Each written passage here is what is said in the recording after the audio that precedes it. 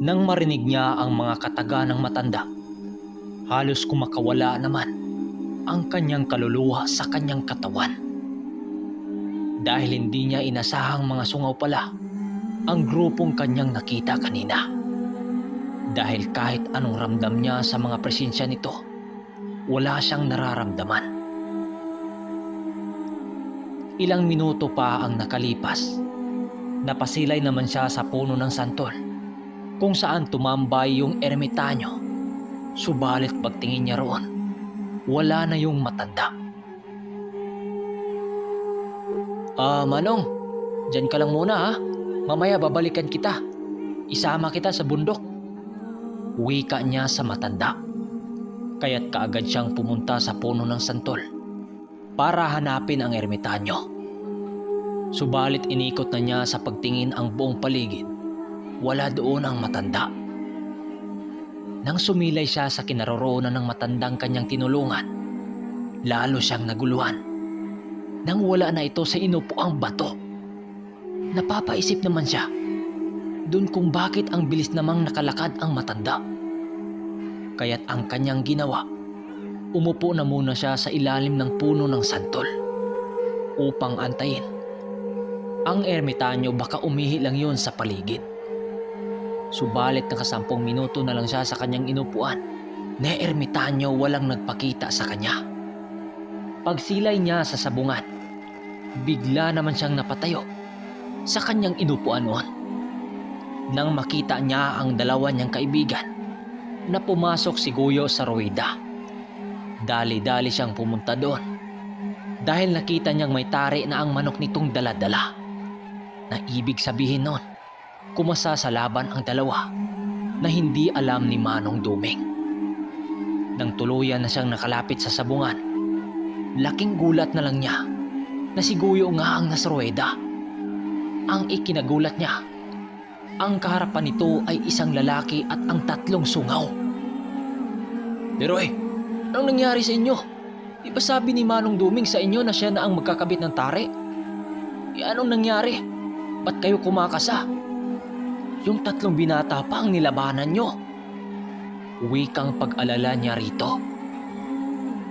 Kagaya ng inaasahan, natalo sa pangalawang pagkakataon itong si Guyo.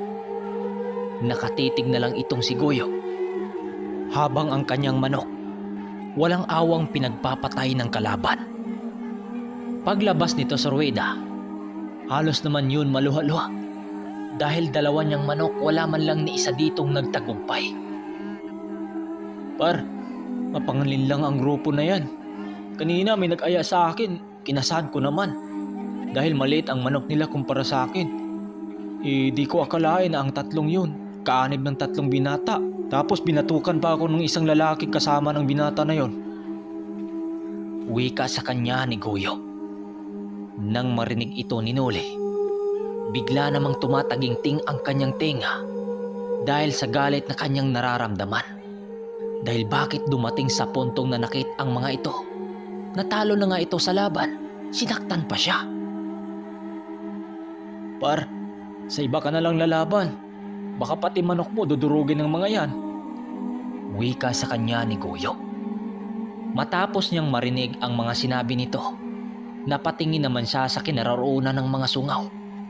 Dahil nagsisiagik-ikan yun sa kakatawa habang nakatingin sa kanilang 3. Doon niya napagtanto na hindi nga nagkamali si Manong Duming sa mga grupo na sungaw na isang mapanlin lang sa mga kalaban nito.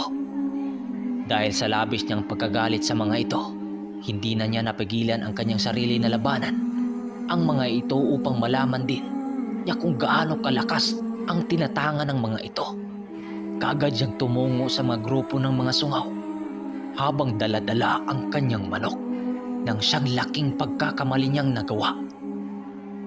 Par, samahan niyo ako. Lapitan natin yung mga yan. Wika niya sa dalawa. Huwag na par, baka mapahamak pa tayo sa lugar na ito. Tlo lang tayo. Hindi naman tayo magipag-away. Kukumprantahin ko lang. Wika niya ditong galit. Pagkalapit niya sa grupong nagtatawanan, kaagad naman siyang nagwika ng, Hoy, ba't niyo naman kailangan pang saktan itong kasama ko? Ilaban lang naman ang manok ng usapan eh. Wika niya sa amin na kalalakihan. At ang tatlo rito, yun yung grupo ng mga sungaw na walang imik.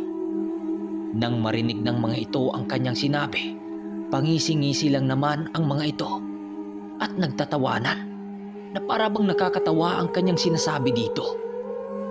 Dahan-dahang tumayo ang isang sungaw at dahan-dahang lumalapit sa kanya. Ikaw ba ang nagngangalang Noli? Yung palagi kong naririnig sa mga sabong. Sa wakas, nagkita rin tayong bata ka.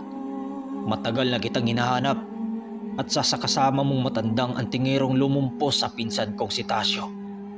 Humanda kayong dalawa dahil hindi ko kayo tatatantanan. Sa ngayon, gusto ko lang munang subukan yung taglay-taglay mo kung gaano ka ba talaga kalakas. Sige, alam ko naman kung ano ang pakay mo rito. Kundi makaharap ako, di ba? Sige, kasana ang laban. At ikarga mo na sa manok mo ang lahat mong nalalaman o mga gamit-gamit. Kawawang bata. Wika nito sa kanya nang siyang labis niyang ikinagulat.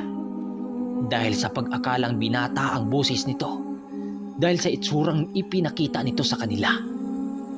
Doon pa siya mas lalong kinabahan nang banggitin ng sungaw ang patungkol sa isang aswang na pinatumba ni Manong Duming sa lugar nila Umar. Matapos ang usapan na yon, lumayo naman silang tatlo upang hanapin si Manong Duming. Nang sakto naman nila itong nakita na nakaupo sa isang tindahan ng mga tuba. Paglapit niya rito, nagwika naman siya ng, Manong, andyan ka lang pala eh. Kanina pa akong naghahanap sa'yo eh. Kala ko nga umuwi ka na. Wika niya rito. Nang marinig ito ng ermitanyo, nagpaalam naman ito sa may-ari ng tindahan na aalis na muna sila. Habang naglalakad sila sa labas ng ruweda, nagwika naman sa kanya si Manong Duming ng, Maganda ka, Noli, dahil ito na ang matindi mong makakalaban. Wika nito sa kanya nang siyang labis niyang ikinagulat. Nang marinig niya ito, sumagot naman siya ng, Ang ibig mong sabihin, Manong, alam mo ang buong pangyayari. Nang marinig ng matanda ang kanyang sagot, nagwika naman ito ng, Oo, alam ko naman talaga na mangyayari ang mga bagay na ito. Pasensya ka na, Noli, dahil sa pagkakataon na ito, ang maaring maitulong ko lang sa iyo ay ang magbantay sa maaring sumausaw sa laban nyo ng mga sungaw. Pero huwag kang mag-alala, dahil kung sakaling matalo ka sa laban na ito, hindi nila kayang durugin ang birtud na yan. Dahil sa mga usal at bakod na ipinaikot ko dyan, yan lang ang maitulong ko sa iyo, Noli. Ang diwatang si Maria lang ang makakatulong sa kinaharap mong pagsubok ngayon. Magtiwala ka sa kakayahan ng gamit mo, Noli. Maaari ka namang umatras sa laban. Pero pagkatandaan mo, kapag sinaktan ka sa pangkat na yan, hindi ako magdalawang isip na tugisin ang mga demonyong yan. Wika sa kanya ni Manong Duming. Pero kahit gano'n na ang mga sinabi nito, desidido pa rin siyang lumaban sa mga grupong iyon. Maya-maya lang, lumapit na si Guyo sa kanila at kasama na dito si Leroy. Par, saan ka na raw sabi ng makakatapat mo? Wika nito sa kanya. Hayaan mo lang, par. Malapit na ito. Sagot naman niya rito. Sa pagkakataon na ito, ikinabit na niya ang tangan niyang birtud doon sa kanyang manok.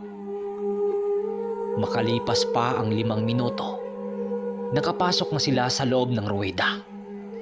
Nakita rin niya ang 3 sungaw habang nakangising nakatingin sa kanya. Sa pagkakataon na ito, doon pa siya nakakaramdam ng ganong kaba sa sarili dahil hindi niya kasi inaasahan na makaharap niya ang pangkat na yon.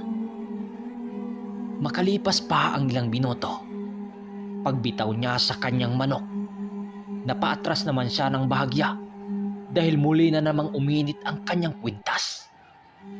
Pagsalpukan ng dalawang manok, kitang-kita niya noon ang pagtama ng tari sa kanyang manok sa katawan ng kalaban. Pero kahit anong atake ng kanyang pambato doon, hindi pa rin ito magawang masugatan ang kalaban dahil sa kapal ng baluting nakabalot dito. Halos magdalawang minuto din ang itinagal ng laban na yon nang siyang labis ikinatuwa ng mga nanonood. Hanggang sa bigla na lang nangisay ang kanyang manok, na ibig sabihin lang nun, nagawang mabasag ng kalaban ang kunat at kabal na taglay ng kanyang birtud. Wala na. Grabing lungkot ang kanyang nararamdaman. Dahil sa pagkakataon na yon, merong nilalang na nakagawang makatalo sa kanya. Hindi naman siya nanghihinayang sa kanyang salaping pustadon at sa manok, bagkus sa kanyang birtud na ilang taon na niyang kasama at swerteng ibinigay nito sa kanya. Pero magkaganon pa man, hindi naman siya nagalit sa diwatang nagbigay sa kanya noon kung bakit may mga nilalang ding umusbong sa mundo upang talunin siya. Pero napapaisip naman siya, bakit natalo siya sa panig ng kaliwa? Marahas ang grupo na yon eh. Sa isip-isip niya sa kanyang sarili, baka ganun talaga ang takbo ng gamit na yon. Sa pagkakataon na yon, tanggap na niya sa kanyang sarili na wala na sa kanyang pangangalaga ang birtud na yon. Labis na labis din siyang nagpasalamat sa Panginoon nang dumating sa kanya ang birtud na yon, dahil malaki din ang tulong nun sa kanyang buong pamilya nang siyang dahilan sa pag-unlad niya sa buhay. Nang tanggalin niya ang tali sa tari ng manok, doon niya nakita ang isang kumpol ng abo at wala na doon ang birtud niyang pinakaingat-ingatan ng ilang taon. Habang nakatayo si Manong Duming na nakatingin sa kanya, tumingin lang naman siya dito at umiiling-iling na nagpapahiwatig na wala na nga ang kanilang sinasandalang sandata. Maya-maya pa, lumapit sa kanya si Goyo at nagsalita ng, "Par, ang sabi ng makakalaban mo hindi na raw nila kunin ang bihag." Tugon niya sa kanya ni Goyo. Nang marinig niya ito, lumingon naman siya dito at sumasagot ng, "Bakit par? Natatakot sila na baka may lason ang manok natin." Tugon niya dito habang nakakatingin sa malayo. "Sige, kung ayaw nilang kunin, hindi sa inyo na lang par. Ayaw ko rin kasing sarili kong manok lalantakan ko. Dalhin nyo na lang sa inyo par." Nang marinig yun ni Goyo, may sinabi naman ito sa kanya. "Bakit par? Uwi na ba tayo? Yung isa mong manok hindi naman na natin ilalaban yan." Tugon sa kanya ni Goyo. Nang marinig ito ni Noli, umiling-iling lang naman siya bilang papahiwatig na hindi na nga nila ilalaban. Maya-maya lang, nagpaalam na ang dalawa sa kanya na manood na muna sila sa ruweda dahil may naglalaban pa doong mga manok. Lumapit naman sa kanya si Manong Duming habang nagwiwika ng, "Pasensya ka na Noli, dahil hindi kita natulungan. Dahil kagaya ng sinabi ko sa iyo palagi, mayroong dahilan ang paglisan ng isang bagay sa isang katauhan. Pero magpasalamat pa rin tayo dahil magandang buhay naman ang idinulot nito sa birtud na yon sa buhay natin. Huwag kang malungkot, iho, dahil hindi mo naman ginagamit sa masama ang biyayang ipinagkaloob sa iyo ng diwatang nagmamay-ari noon. Kaya't kapag sa susunod kung magparamdam sa iyo ang diwatang si Maria, magpasalamat ka sa kanya. Hindi ka ba nagtataka sa dami-daming taong padapuan ang gamit na yon? Ikaw pa talaga. Dahil yan sa kabusilakan ng puso mo at sa kabaitan mong nilalang sa mundong ito. Alam kong may dahilan kung bakit nasunog ang birtud na yon sa mga marahas na mga sungaw. Hindi ko alam pero ito ang nakasaad na panahon na tanggapin mo na lang ang katotohanan. Tawagin mo na ang mga kasama mo Noli dahil magagabi na. Dahil nararamdaman ko ang mga palipad hangin ng mga sungaw sa paligid, alam kong ako ang pakay ng mga ito upang maghiganti sa kamag-anak nilang si Tasyo. Kung sana tinuluyan ko na lang ang demonyong yon, hindi na sana hahantong sa ganitong sitwasyon. Mamaya, makikita mo ang magaganap. Sige na, tawagin mo na ang dalawa mong kaibigan uli. Wika sa kanya ni Manong Duming. Nang matawag na nila ang mga kasamahan niya, umupo na muna sila sa isang tindahan ng tuba. Habang nagkakape silang tatlo doon, itong si Manong Duming naman, ginagawang kape ang tuba. Makalipas ang mga oras na yon, kasalukuyan na nga silang naglalakbay, sakay-sakay ng mga kabayo. Mas pinili nilang maglakbay ng meron pang mga sinag sa araw sa kalupaan dahil ayon kay Manong Duming, mas delikado kapag maabutan sila ng gabi dahil kasama nila ang dalawa niyang kaibigan. Mahirap na kasi kung madama yun sa gulo na kinilang kinakaharap. Baka tambangan sila ng grupo ng mga sungaw na nagbanta sa kanilang dalawa ni Manong Duming upang paghigantihan silang dalawa. Sa awa naman ng Diyos sa kanilang paglalakbay, wala namang nangyari sa kanilang kasama at nakauwing ligtas. Pagdating nilang dalawa sa bahay nila Noli, nagtaka naman ang kanyang mga tauhan kung bakit isa na lang ang dala ni Nuling manok na buhay. Itatlo yung dala niya nung umaga, di ba? Sinabi na lang niya sa mga ito na nabihag yun at natalo sila sa lugar. Nasabi yun ng kanyang tauhan sa kanya dahil simulat nakapasok sila sa farm nitong si Noli, ni minsan hindi nila nabalita ang natalo yun sa sabong. Bossing, parang ngayon lang kitang nakitang umuwing talo ah. Wika sa kanya ni Nardo. Nang marinig niya ito, sinagot naman niya ito ng Wala Nardo, natalo yung dalawa. Malas eh, pero sa susunod bawi tayo. Wika sa kanya ng mga ito. Nang marinig nito ang kanyang sinabi, hindi naman yun nangungulit at pinapatuloy lang ang kanilang ginagawa. Habang nag-uusap sila ni Manong Duming at ng kanyang ama, siya naman piniling tumungo sa kanyang manukan para kamustahin ang mga bago niyang mga tandang danang kukunin sa kanya ng namimili. Miloy, nasaan na ba si Ambong? Bakit hindi niyo kasama ni Nardo rito? Tanong niya sa isa niyang tauhan. Nang marinig noon ang kanyang sinabi, sumagot lang naman ang kanyang tauhan ng umalis ho boss eh. Kaninang tanghali pa yun eh. Ang sabi nung sumundo sa kanya dito, manganganak daw yung asawa niya. Kahit hindi nakapagpaalam sa inyo eh. Dahil halos lumilipad nga yun sa kakatakbo. Sagot sa kanya ng kanyang tauhan. Nang marinig naman ito ni Noli, bahagya naman siyang kinabahan dahil sa mga sinabi nito. Sige, pakisabi kay Ambong ha, kapag makabalik na siya dito na kausapin ko siya. Tugon niya sa kanyang tauhan. Matapos nun, kaagad naman siyang tumungo sa kanilang bahay kung saan tumatagay ng tuba si Manong Duming kasama ng kanyang amang si Luisito. Nasa alas 7 na rin yun ng gabi. Na oras naman ng taga-probinsya na maghahapunan. Paglapit niya sa dalawa, kaagad naman siyang nasipat ng mga ito at nagwika ng, Oy nak, kumain ka na ba? Para naman masamahan mo kami sa pag-iinom namin dito.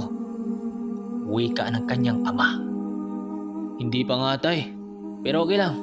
Busog na rin naman ako eh. Wika niya rito. Kaya't sumali na rin siya sa inuman na yon dahil nakaugalian na yon ng mga taga-probensya ang uminom ng tuba matapos kumain. Parang pampaantok lang. Pero itong si Manong Duming, sa sabungan pa lang, umiinom na yon ng marami. Hindi naman niya masaway ito dahil magmula pa naman noon, ugali na yon ng matanda na yon. Matapos nilang maubos ang tuba, nagpasya na rin silang dalawa ni Manong Duming na magpahinga na sa kubo. Kaya't pumunta na sila sa kubong palagi nilang tinutulugan. Habang nakahiga sila sa papag ng kubo, nasa 10:00 na yon ng gabi. Habang hindi pa sila nakatulog, kwentuhan na muna sila patungkol sa naganap ng araw na yon. Ang sabi niya sa matanda ay ang patungkol sa kanyang nakaharap kanina doon sa sabungan. Patungkol sa mga sungaw, sinabi rin niya dito ang pagbabanta ng mga sungaw na yon sa kanila bilang ganti sa pagpataw ni Manong Duming ng parusa sa kamag-anak nitong si Tasyo. Nang sinabi niya ang mga bagay na yon, nagulat naman itong si Noli nang sagutin siya ni Manong Duming ng, Alam ko, Noli. Narinig ko lahat ng mga sinabi ng grupong yon habang kinakausap kanila. Alam kong hindi tumitigil ang mga yon hanggat hindi makaganti ang mga ito sa atin. Alam ko ang mga ugali ng mga sungaw, Noli, dahil hindi yan basta-bastang tumatanggap ng pagkatalo. May araw din na magkasalubong ang landas namin ng mga sungaw na yon. wika sa kanya ni Manong Duming. Maya-maya lang, nakatulog na nga silang pareho ng gabing yon. Kinabukasan, tumungo siyang muli sa kanyang manukan upang tingnan ang kanyang mga alaga. Pagkarating niya doon, kaagad naman niyang nakita ang isa niyang tauhan na si Ambong. Oy, Bong, kumusta? Balita ko nanganganak raw yung asawa mo. Teka, anong nangyari sa mga mata mo? Tanong niya sa nagngangalang Ambong. Nang marinig nito ang kanyang sinabi, sumagot lang naman ito sa kanya ng, Okay lang, boss. Maya-maya lang, sinabi ng kanyang tauhan na babali ito ng pera sa kanya para gamitin ito sa kanyang pamilya para mapagamot ang kanyang anak. Dagdag pa nito, simula raw na maisilang ang kanyang anak kahapon, hindi daw yun nakakatulog sa kanilang bahay at iyak lang ito ng iyak. Nang marinig ito ni Noli, doon niya napagtanto na maaring mayroong mga aswang ang umaligid sa bahay nito. Sa pagkakaalam niya kasi, nasa tabing sapa ang bahay nito at puro kawayan at kakahuyan ang paligid nito. Oo nga, Bong. Pansin ko sa mga mata mo na parang hindi nakakatulog ng maayos. Sige, Bong, ito tanggapin mo. Makakatulong yan sa pamilya mo. At huwag mo nang bayaran yan. Mabuti ka pa nagkakaanak ka na. Uwi ka niya dito. Nang makita ng kanyang tauhan ang salaping ibinigay niya dito na halos 4 na buwan yung sasahurin, manghiyak-ngiyak naman ito at nagpapasalamat sa kanya. Walang anuman, Bong. At saka bago ka umuwi, magdala ka ng mga manok Bisaya dyan sa kabilang area para naman makahigop ng sabaw yung asawa mo. Lalo na't kakapanganak pa lang ng asawa mo. At saka umuwi ka na lang muna, Bong. Sa mag-ina mo, kailangan ka niya sa oras na ito. Huwag kang mag-alala, di naman kita tatanggalin eh. Wika niya sa kanyang tauhan.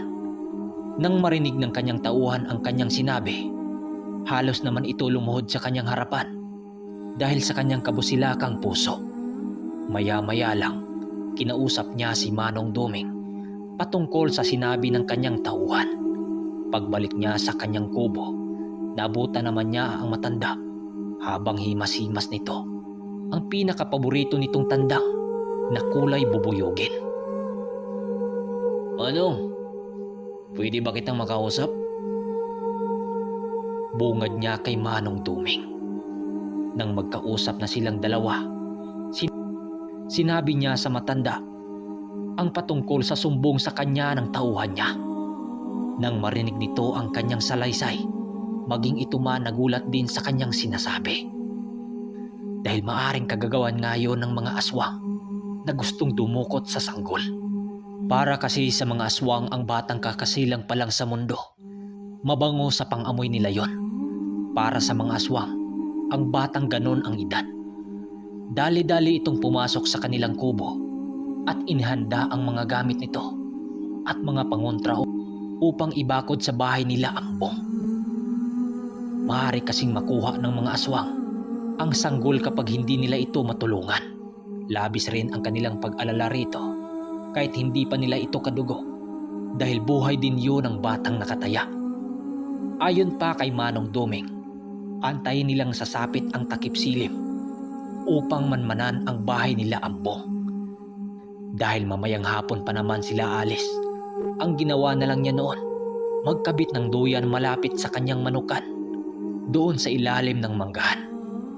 Habang paduyan-duyan siya sa ilalim ng puno ng mangga, bigla naman siyang natigilan nang may nasipat siyang dalaga na may kasamang isang usa sa lilim ng malaking akasya.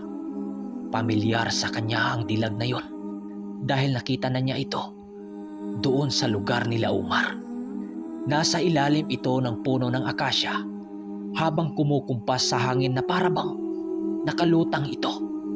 Nakasuot din yun ng bestidang kulay asul na nagliliwanag na parabang nababalot ito ng ginto.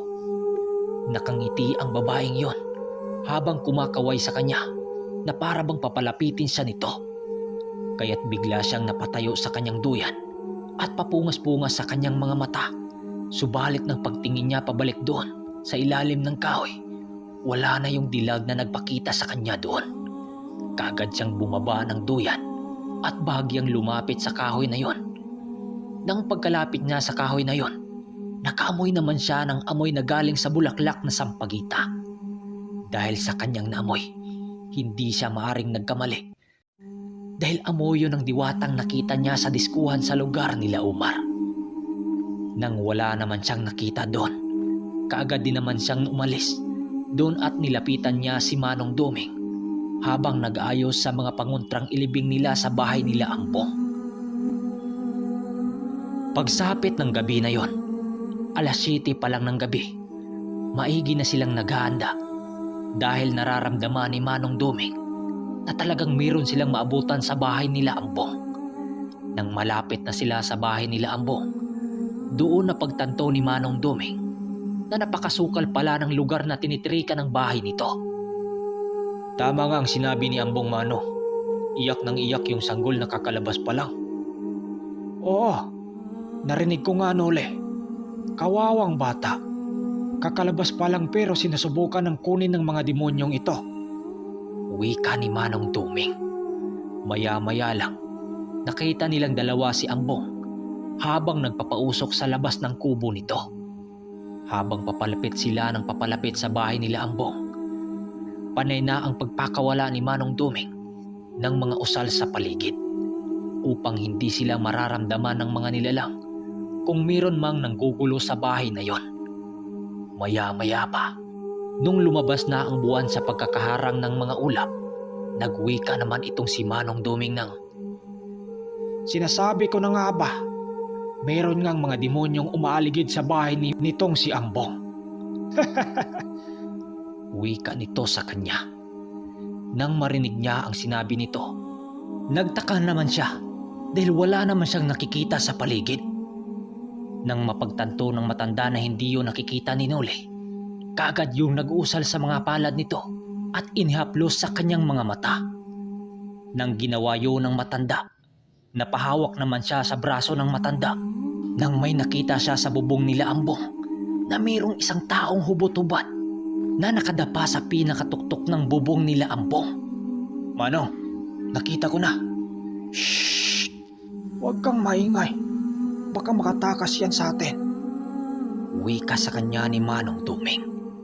Habang pinagbasdan nila ang ginawa ng aswang na yon, iyak naman ang iyak ang sanggol na anak ni Ambong.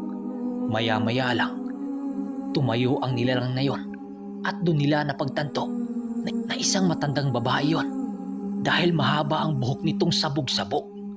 Walang pagdadalawang isip, kaagad nagpakawala ng mga pamakong usal itong si Manong Duming upang hulihin ang aswang na nagbabalak na dagitin ang sanggol na yon.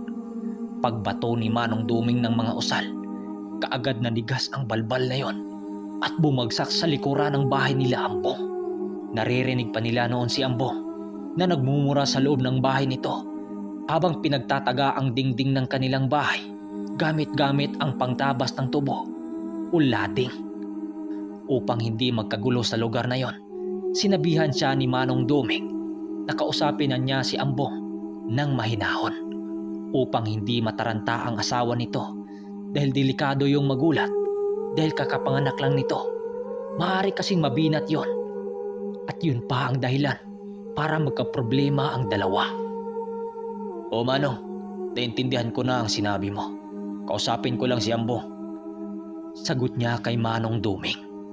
Nang marinig ng matanda ang kanyang sagot, nagwika naman ito ng, Sige, kapag makausap mo na ang mag-asawa, yayain mong lumabas si Ambong upang makita niya ang nanggugulo sa kanyang anak.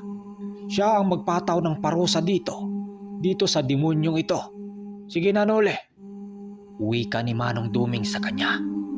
Kaya't dali-dali siyang lumapit sa pinto ng kubo at nagwika ng, Ambong, sinuli to. Maaari bang makausap kita?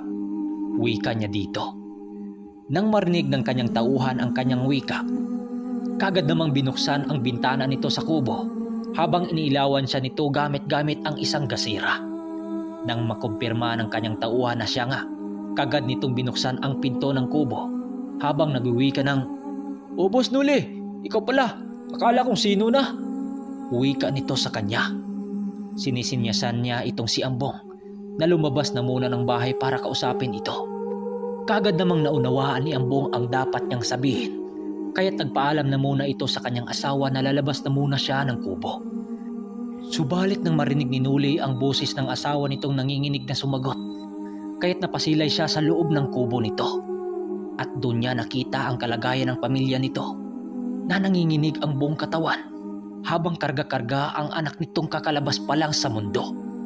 Labis ang kanyang pagkaawa sa pamilyang yon, kaya't pinuntahan niya si Manong Duming upang kausapin ito tungkol sa sitwasyon ng mag-asawa.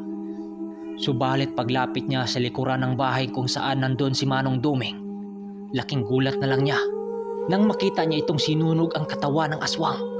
Gamit-gamit ang langis nitong animoy asidong kumukulo-kulo. Nagwika pa ito ng, Sa dami-daming tweedy niyong aswangin sa lugar na ito, dito pa talaga sa sanggol na kakasilay pa lang sa mundong ito. Bakit hindi kayo maghanap ng mga kriminal sa ibang lugar para gawin niyong hapunan? Yan ang nababagay sa inyong mga aswang. Sa bagay, wala naman talagang awa ang mga aswang. Matapos sunugin ng ermitanyo ang katawan ng aswang, pumasok na sila sa kubo nitong si Ambong. At doon pa napanatag ang mag-asawa dahil sa kanilang pagdating. At yung sanggol kaninang iyak ng iyak, mahimbing nang natutulog. Kaagad gumawa ng mga pangontra itong si Manong Duming upang wala ng mga nilalang ang maglakas loob na dumayo sa lugar na yon. Habang nakaupo silang dalawa sa papag ng kubo ni Ambong, nasipat naman ni Manong Duming ang isang sugong na nakabitin sa dingding ng kubo nila. Naglalaman yun ng tuba, kaya't hindi yun nakaligtas sa ermitanyo dahil sa hilig nitong uminom ng tuba. Saktong-sakto din na may mais na tanim sa paligid ng bahay nila Ambong, kaya't pares na pares talaga sa inihaw na mais. Matapos ang pangyayaring yon, nakauwi na nga silang dalawa ni Manong Duming at kasalukuyang na silang pabalik sa kubo nitong tinutulugan malapit sa kanyang farm. Habang nag-uusap silang dalawa habang naglalakad, nasipat naman niya ang akasya na puno ng alitaptap, kaya't napatitig naman siya doon ng ilang segundo. Nang mapansin ito ni Manong Duming, nagwika naman ito ng, Bakit iho? Nakita mo ba si Maria? Wika nito sa kanya. Nang marinig ito ni Noli, napawika naman siya ng, Oh, Maria? Ha? Wala, matulog na tayo. Wika nito sa kanya. Subalit malinaw sa kanyang isipan na si Maria ang naririnig niya dito. Matapos nun, nakahiga na nga silang dalawa habang patuloy niyang iniisip ang naglalaro sa kanyang isipan. So mga kaermitanyo, hanggang dito lang muna. Isusunod na natin ang part 23 bukas. Abangan nyo ang mangyayari dahil ito yung inaabangan nyo matapos ang kalungkutang nangyayari. Yun lang, hindi ko na lang sabihin